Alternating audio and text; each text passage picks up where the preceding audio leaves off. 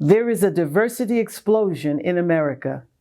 Unparalleled, unprecedented, irreversible, seismic demographic shifts are changing the complexion of America.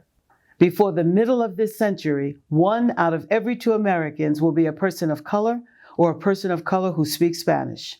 87 million strong, millennials, now 44% of color, for the first time in history, will be the most racially diverse generation in American history. Hello, I'm Sheila Thorne. A long time ago, somebody coined the phrase melting pot to describe America. That would mean that when each group comes here, they all harmoniously blend together and become one culture. But that's really not true. America is better described as a beautiful cultural mosaic, a patchwork quilt. Even some have called it a salad bowl, where each group comes here and tenaciously holds on to its tradition, its languages, its culture, and its heritage, while it makes up being a part of the whole. Unless you're a full-blooded Native American Indian, you, your parents, your grandparents, your great-grandparents, or your ancestors came here from another country. The United States has always been a country of immigrants. Maybe your ancestors came here on the Mayflower and landed at Plymouth Rock. Or perhaps your great-grandparents came through Ellis Island with 12 million other people at the turn of the century. Or like my ancestors, people of African descent who did not come here by choice, but came to America in slave ships, where almost 500,000 Africans were deposited in Virginia in 1619. Over 400 years ago. Or maybe your great-grandparents just landed at JFK 20 or 30 years ago. Of the more than 200 countries in the world, every one of them has somebody living in America. Truth be told, the United States has never had a homogeneous culture or population, but for a long time, we pretended that it did, and we got away with it. Census 2010 was a wake-up call. 92% of the population growth in the last decade came from people of color. Over half of that number was from the Hispanic Latino community. Yes, the complexion of America is changing. It's getting darker, and it's never going back the way it was before. We have reached the tipping point. By the time today's teenagers hit their 30s, there will be no racial or ethnic majority population in America. If you are a healthcare professional, healthcare educator, the pressure is on for you to become culturally competent.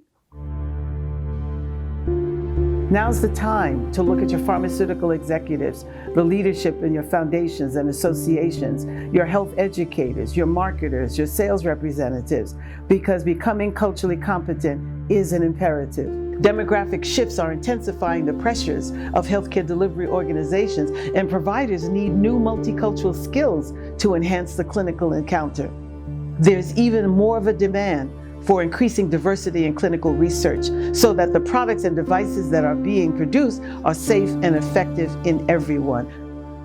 We've got to find new ways of delivering culturally relevant health information to these populations who are suffering disproportionately from chronic disease, disabilities, and premature death. The alarming rates of infection and death from COVID-19 have glaringly illuminated racial disparities, ethnic health disparities, pervasive and persistent disparities, even among the middle class and insured. So the question is, where are you on the cultural competence continuum? Where is your team? Where is your not-for-profit healthcare association, coalition, or foundation? Where is your pharmaceutical company? This multicultural healthcare marketing train has left the station and is traveling across the country at top speed, in urban markets, in the suburbs, in rural America. Are you on board?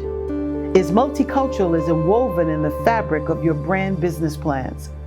Is multiculturalism a strategic and integral part of your future plans for your not-for-profit organization?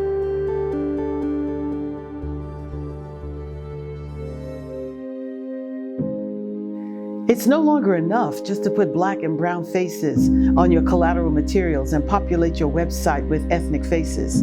Are you ready to go beyond just translating your patient education materials in Spanish, Chinese, Korean, or even Haitian Creole?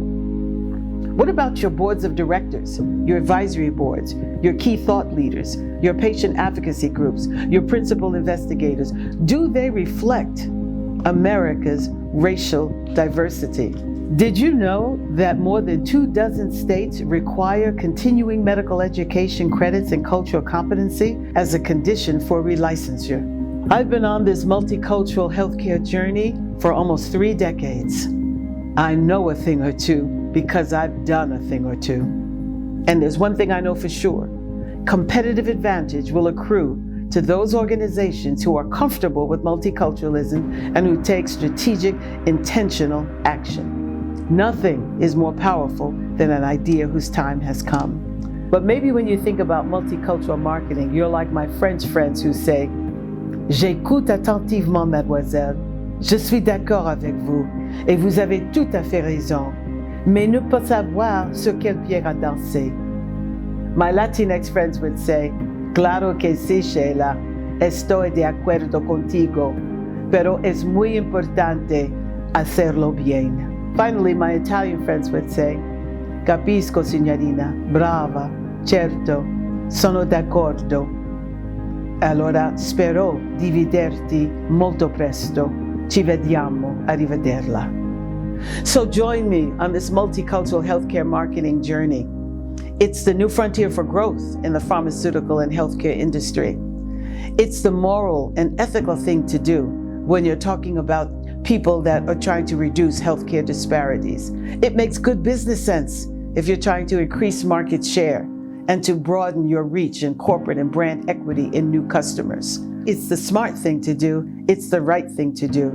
And it makes good business sense in an increasingly multicultural population in America. I look forward to hearing from you.